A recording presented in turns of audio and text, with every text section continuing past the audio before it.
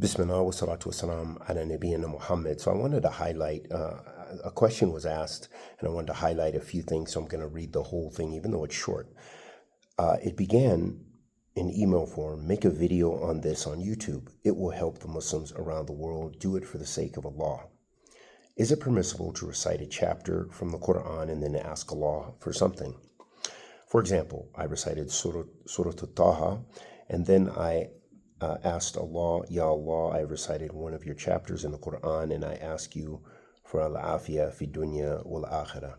So the first thing I want to highlight is the adab su'al, that the manners when it comes to asking a question. For one, you don't impose on the student of knowledge, on the da'i, on the scholar, on the mufti, or whatever, that you're asking questions. You don't say, you better do this, or you need to do this, or this and that and the other. So perhaps it could be not a native speaker, or just not really knowing how to ask questions. So that's the first thing I want to remind our questioner about, is learn adab, learn manners when asking questions. You're the one seeking knowledge.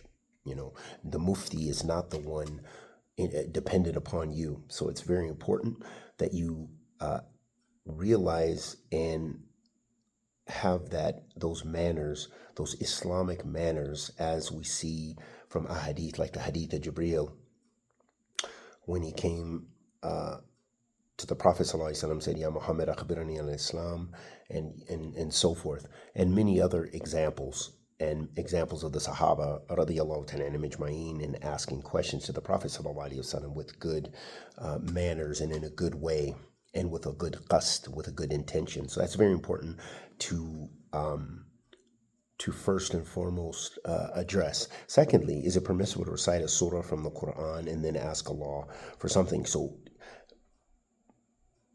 this mas'ala has a couple of different issues to it, or ways of looking at that. For one, you don't want to make that a habit that you are reciting the Quran every time you read an ayat, and then you're making a dua to Allah subhanahu wa ta'ala. So now you've perhaps innovated in Allah's religion, because every time you recite a surah, you're making dua. You've made some relationship between reciting a surah and making dua, when we don't have necessarily precedence for that from the Sunnah, and Allah Tabaraka Ta'ala knows best. Secondly, the example you gave, for example, I recited Surah Taha, and then I asked Allah, Ya Allah, I have recited one of your chapters in the Quran, and I ask you for al-afiyah fi dunya wal akhirah. So if what is meant here, that you're making tawassul, then this is tawassul mashru', this is permissible. So what I am saying is that you don't want to make that a habit, or some i'tiqad, that you recite surahs and you believe that you make dua here and so forth. But rather, tawassul, one of the ways of tawassul to Allah subhanahu wa ta'ala, seeking to draw nearer to Allah subhanahu wa ta'ala, is through good deeds. So you can make a dua and say, Oh Allah, if I read that surah for your sake, please grant me salam wal afiyah.